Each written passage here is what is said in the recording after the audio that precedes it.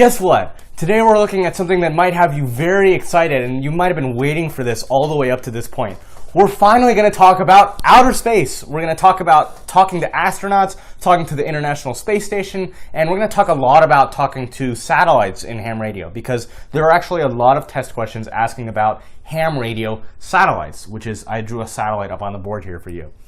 So you might be wondering, what are ham radio satellites? I mean, I thought ham radio didn't use satellites. I thought ham radio was just raw radio power.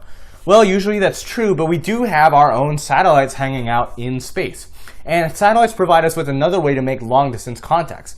You see, you might have noticed a trend here. Ham radio is all about bouncing. It's about bouncing radio waves off of pretty much everything. Bouncing waves off of the ionosphere, off of meteors, off of auroras, off of swimming pools, off the moon. Today we're going to look at, this is sort of a similar concept. We're sort of bouncing a signal through a satellite.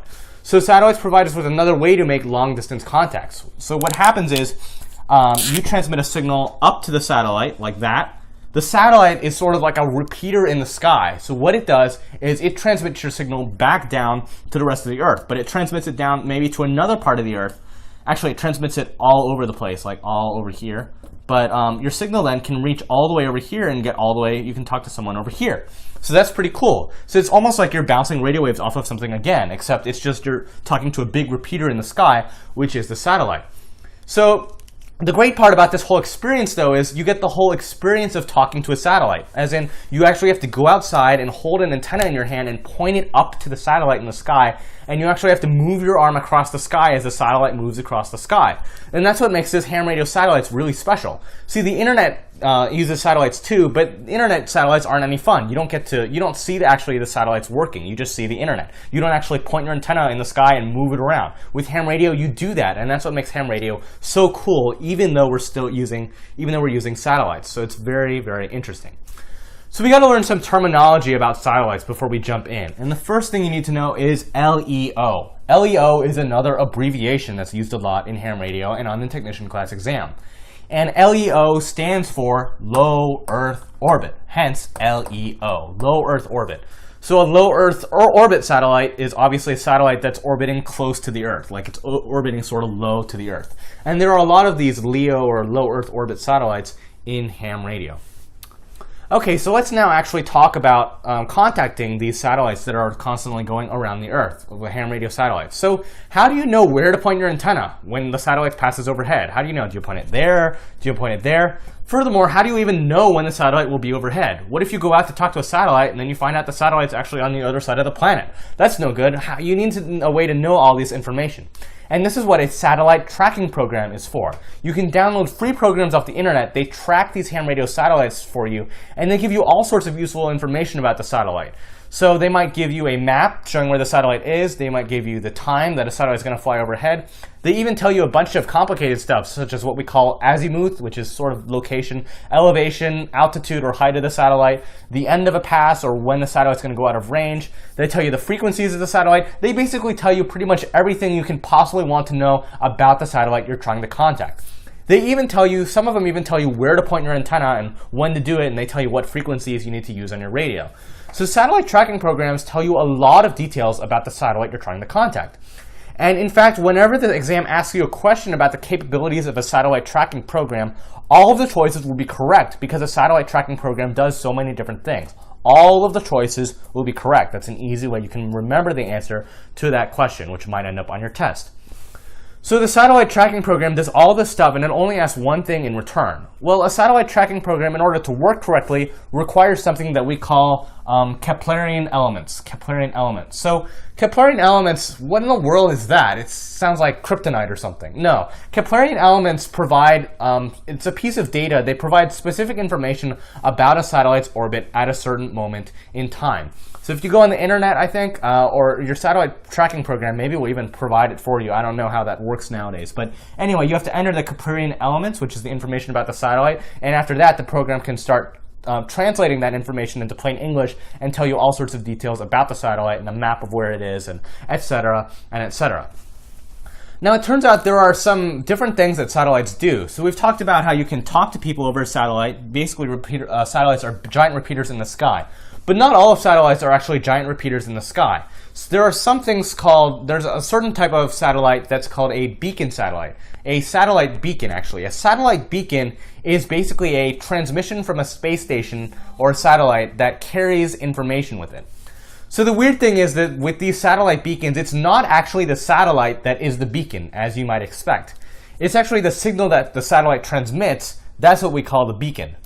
So that might sound a bit weird to you, but just sort of think of like a fire that's used on a beacon. Maybe you're stranded on a remote island and you need to let airplanes flying overhead that you're there, and so you make a beacon, you sort of light a fire, and the fire is your beacon. Sort of similarly to that, a satellite beacon is a signal that everyone can see or everyone can receive, and it also carries information though about the satellite. So that's what a satellite beacon is. So some satellites just make these one-way transmissions like this. So now when you're talking to a satellite, one of the things you may notice is that the satellite signal may fade in and out. So you might be talking to it, and at one moment the satellite's very strong, you can hear it fine. And at another moment, the signals kind of fade out, you can't really hear the satellite that well anymore.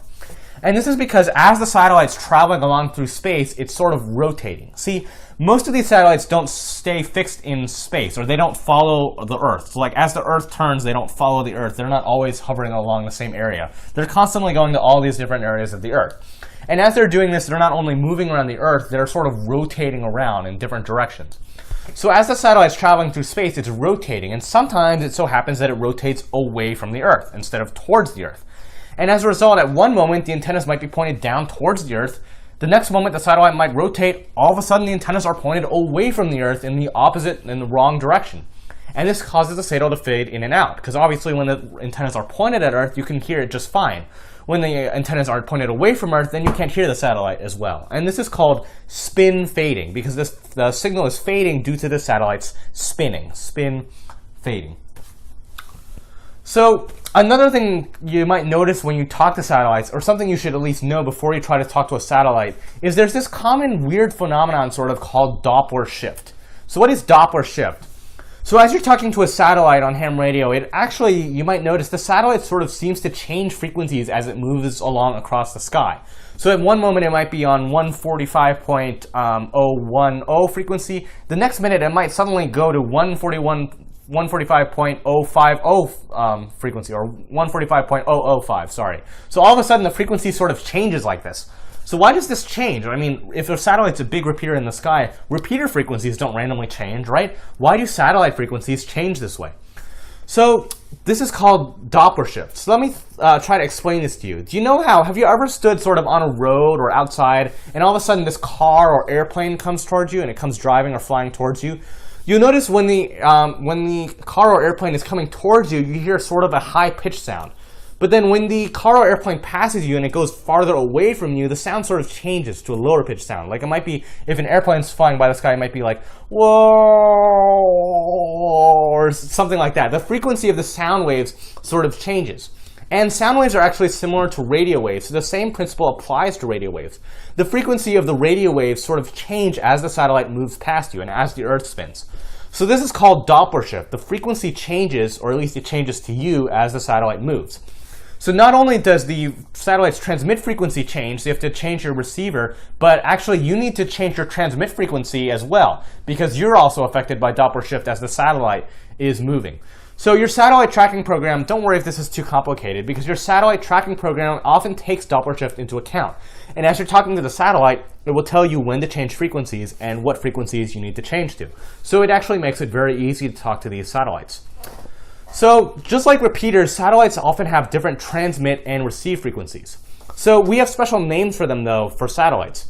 You always transmit on the uplink frequency, and you receive on the download frequency. Sort of like upload and download on the internet. You send things, you upload things, that's called upload. When you get things from the internet, you download it. In the same way, you uplink frequency to talk to the satellite, and you downlink frequency to receive from the satellite. You don't actually have to memorize that though, that's just for your information. But what you do need to memorize is this. Satellites have special satellite modes. Satellites have modes. Now don't get confused here. I'm not actually talking about modes like Morse code mode or the voice mode or digital modes or things like that. We're talking about special satellite modes. And these special satellite modes sort of tell us which band on ham radio the uplink and downlink frequency is on. So for example, we might say a satellite's mode is U/V, U/V. So what that really means is that the satellite's uplink is on UHF ultra high frequencies, and the downlink is somewhere on VHF in the very high frequency range. And more specifically, usually when you see a satellite with mode U/V, that'll mean that the uplink frequency is somewhere in 70 centimeters, and the downlink frequency, or the receive frequency, is somewhere on 2 meters. And the test will expect you to know that. We'll expect you to know these bands, what U/V means in terms of satellite modes. So another thing that when you're contacting satellites is that the FCC doesn't want you to use any more power than you need to actually hit the satellite. And the reason for this is that if you use too much power, you might actually overload the satellite's receiver. The signal might be a little too strong. Now don't worry if you accidentally transmit too much power. Nothing bad will happen if you use too much power. Nothing's going to break on a satellite or anything. But it's just good practice to only use as much power as you need and no more than that to contact the satellite. Now, we've talked about some different kinds of satellites. We've talked about satellites which act as repeaters. We've talked about beacon satellites, or satellites that transmit beacons. Some satellites are also digital. There are digital satellites. And digital satellites are very interesting because oftentimes you can actually transmit a digital file, like from your computer, you can transmit a file up to your satellite. And what the satellite will actually do is it will save that file in its memory, and then it'll go off to another part of the world. So if you're in the United States, you can transmit up, say, a video file, and the satellite will take that video file, and then it might go all the way to Europe. And once it gets to Europe, a ham radio person in Europe can access the satellite and say, hey, can you send me all the files you have? And the satellite will actually send down that video to the person in Europe. So the file you upload to a satellite can end up in another country, and you can transfer files that way. That's what a digital satellite is. And these are what we call packet transmissions when you're sending files to satellites, because it's almost like you're sending a little packet of stuff up to the satellite, or the satellite's sending it back to you, a packet of digital information, maybe a video. So thus, FM packet is the mode that we use often to send signals to and from digital satellites in this way, and the test will expect you to know that. But you can remember that because of the word packet. It's like you're sending a little packet up to the satellite. Now, another thing satellites often do, there's one more type of satellite. Satellites often send telemetry data back down to Earth. So what is telemetry? The technical definition of a telemetry that you'll see in your test is telemetry is a one-way transmission of measurements at a distance from the measuring instrument. In plain English, telemetry is basically a one-way transmission from the satellite back down to Earth. And that telemetry transmission will usually carry some sort of information or measurements taken by the satellite. Maybe the temperature of the satellite, or I don't know, some sort of information about the conditions in space maybe, or about the satellite itself. Telemetry, though, just carries information about the satellite. So the satellite will transmit this telemetry data back down to Earth, so everyone on Earth knows what's going on with the satellite.